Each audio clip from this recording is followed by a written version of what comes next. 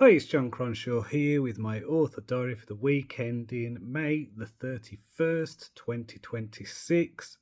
A few days late with this week's author diary. So I mentioned in last week's video that I would be having a week off. So it was the school half-term holidays and I wanted to do some family stuff. So I had all of last week off, so that means no writing. And instead I went away with my family to Rome. So that was fun. On the Friday, so my son, he had a day off basically on the Friday before the holidays. So we decided to go to Blackpool Pleasure Beach and go on lots of roller coasters. So that was fun. Really enjoyed that. So it was basically that was me, my best mate, and my son. So yeah, that was loads of fun. And we went on basically all the big roller coasters. The big one that was pretty good, and there was one called Icon that I thought was amazing. Kind of twisted you in strange, unexpected ways. So that was really cool. And yeah, we just had a really good day. The weather was nice, and it was just before I think the heat wave that hit the UK. So yeah, because we went to Rome, well, it was kind of what is it? Late Saturday, early Sunday was when we flew out. So we stayed just outside of Rome in the Eurocamp. So we basically had a caravan, and we were basically there Sunday till Sunday. And this caravan had air conditioning. Now there was a heat wave in Rome. It was really hot, but it was also really hot in the UK. And because there was air conditioning, it was probably felt better being in Rome with hotter temperatures than it would have done in the UK, just because we don't really have aircon in many places, and the heat's different. It's like in Italy, it's kind of drier heat, whereas over here it's very humid when it's hot, very sticky, very muggy feeling heat. So I thought it was great. So I was really pleased that we'd kind of dodged dodged the UK heat wave there. Rome anyway. Rome was great. Had a really good week. We basically mixed it up because we were on this kind of holiday park thing. Mixed it up between having a day of doing the tourist stuff and then a day of just kind of chilling out. So I think it was what was it? As I say, we got there on a Sunday, and I think on the first day we just kind of explored locally. We were a bus ride away from this place called EUR, which I think I heard it pronounced about 5 different ways by the locals. So I'm just going to call it EUR for the sake of ease. I heard it pronounced like Oa and L and U. So I don't know how you pronounce it basically. And asking local people just didn't seem to give any clarity to that. But yeah, that was an interesting area. So I think this was set up as a what was it? I think it was Mussolini set it up as a bit of a kind of World's Fair thing to show how great fascism was. And yeah, it was there was some interesting buildings that were very fascist in design, and there was a cool basilica. So there was St Paul's Basilica there, and it was just. We went to that place a few times just because we could get the bus there and then we could get the tube into Rome. And I have to say, the public transport was great. It was basically €150, so that was about £1.30. And we used Monzo cards, so it was like you literally just tapping on the bus, and then that covered you for public transport. And I think it, I think it was just for the day. So you tap in £1.30, and that let you use the trains, the buses, the tube. So that was really good, and it seemed to be like really reliable as well. And yeah, excellent. So we did that on the first proper day, and then what was it? Went into Rome on the Tuesday, did the Colosseum. Really enjoyed that. Went, had a look around in there, kind of thinking about just, I suppose, life as a gladiator and what it means to kind of sit in the crowd. 2,000 years ago, sitting in the crowd, and as I want to do, it kind of made me think about power, about who gets to decide who, who's a gladiator and things like that. So yeah, I tried not to do any work stuff, but I'm going to Rome. I'm going to get some story fuel, so that is what happened. And then just checking out the forum and kind of walking along through there, and we did the tourist spots like Trevi Fountain and Spanish Steps and things like that.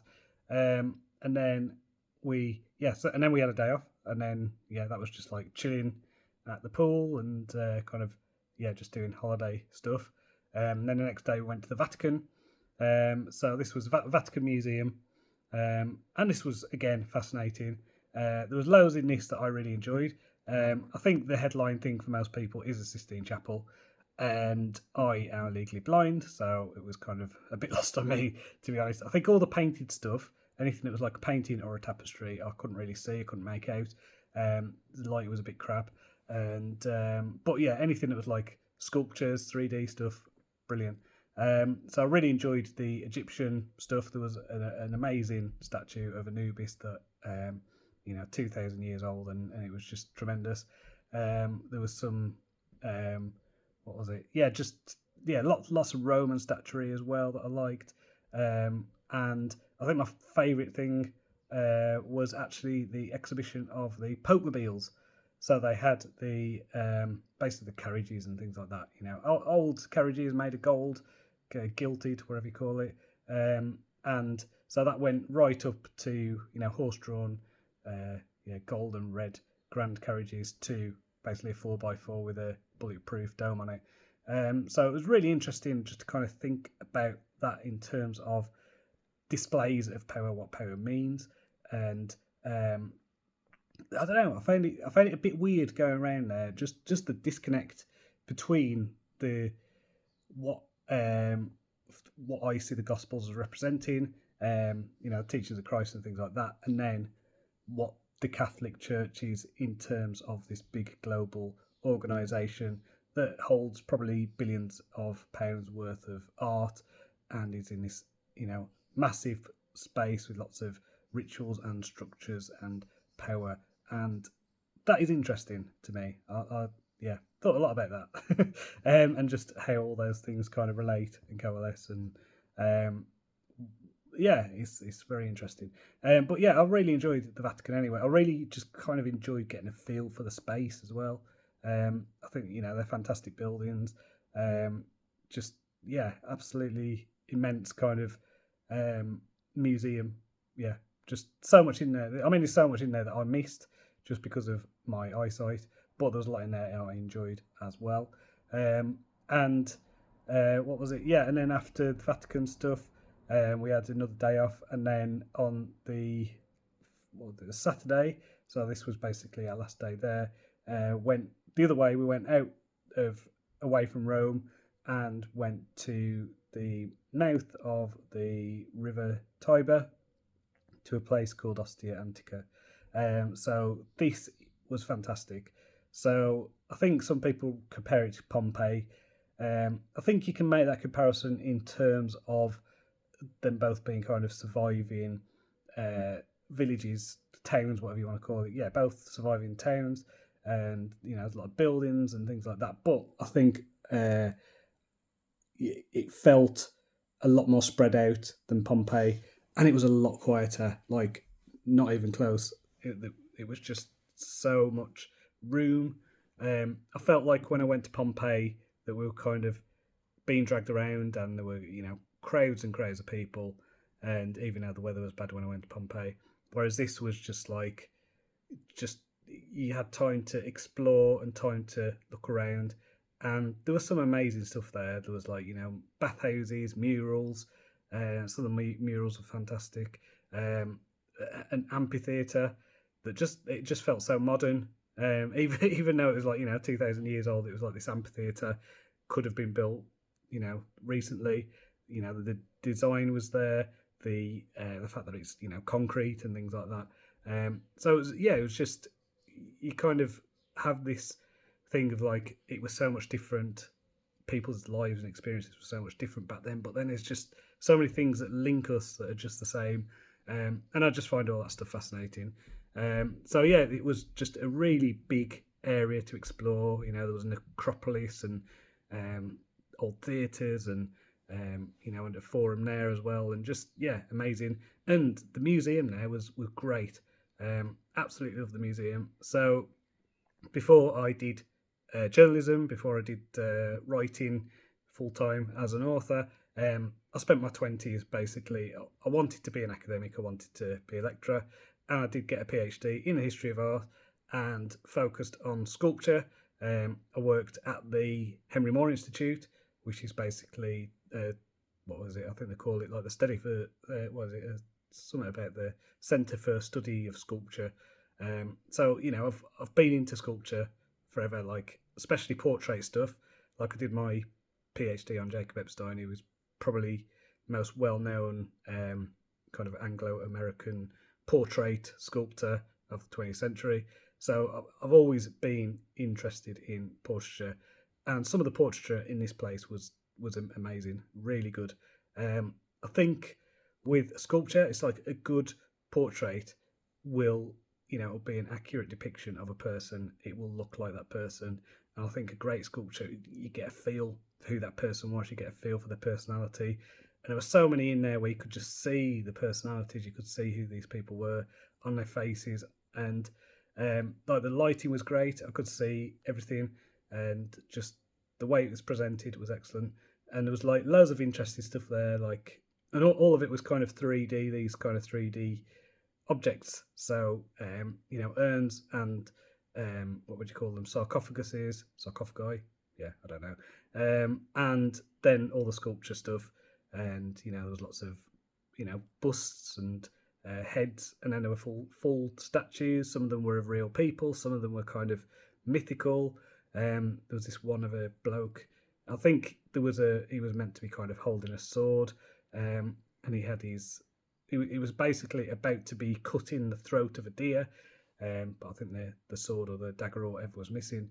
But it was just so well done, these sculptures were, and I love the museum. So it was actually, even though there was a kind of the headline stuff that you kind of expect from Rome, I actually think this Ostia Antica was probably my favourite place to visit, just because you walk in these streets and you get a feel for the place, and just being able to kind of picture what it would have been like to live in this place, and just having time to explore it it was really cool. And as I say, it's all story fuel for me. It just gets my imagination going, makes me think about a lot of different things, and so that highly recommend that place.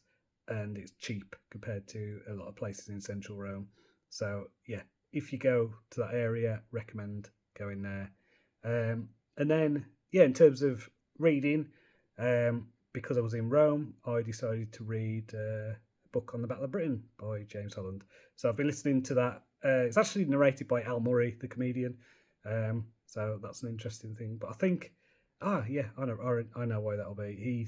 He's done a Second World War podcast, hasn't he? So I remember listening to that, and I think that is why I got the recommendation for this book from. That makes sense.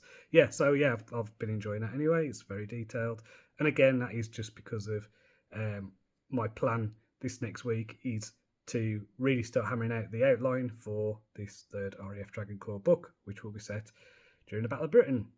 So so that is my plan anyway this week. I am tired. Our flight from Rome, we basically had to get up at 1 a.m. To get our flight. So that is that was tiring. And then kind of travelling back from Liverpool Airport and things like that. So I'll just see what I could do this week. I think it will mostly be outlining and planning and general admin stuff. In terms of book launches, I do have Two of Swords come out today. So check that out. And what is it, next Friday? I've got The Prince and the Fool coming out. So lots of stuff coming up. And I wanted to mention actually, so when I was away, I got a phone call from Guide Dogs. I think I mentioned last time that I've done the first layer of assessments. So this seemed to be like asking lots of questions. So I have moved on to the second set of assessments. So this is actually going to be with the guide dog people, so the people who trainer guide dogs who will match me with a dog. So that is looking hopeful. And when we were away in Rome, Digit, my guide dog, he stayed with his puppy walker, and he's going to be retiring this year. And we were talking to the puppy walker about where he's going to go, and I think we are going to be retiring Digit, and he's going to go and live with his puppy walker. So that's really cool. I was really pleased about that. So I mean, obviously we need to organise that with guide dogs, but that is, I'd rather him go there because Carol has looked after Digit quite a few times when we've been on holiday.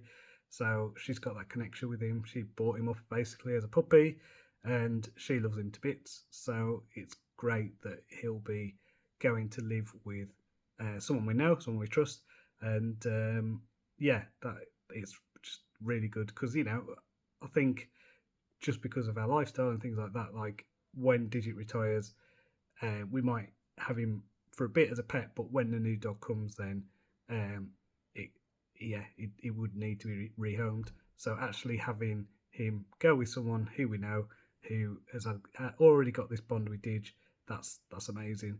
So really pleased about that we could get that sorted. So yeah, I think it's just a case of literally crossing the T's, dotting the I's, whatever with that and guide dogs, because she'll have been vetted and all that, and works with guide dogs a lot and does a lot of fundraising for them. So couldn't be happier with the match for that. So yeah, I think I'll leave it there. Recommend going to Rome if you've not been there before. A lot of cool stuff, and I will get back to the writing. So until next time, cheerio.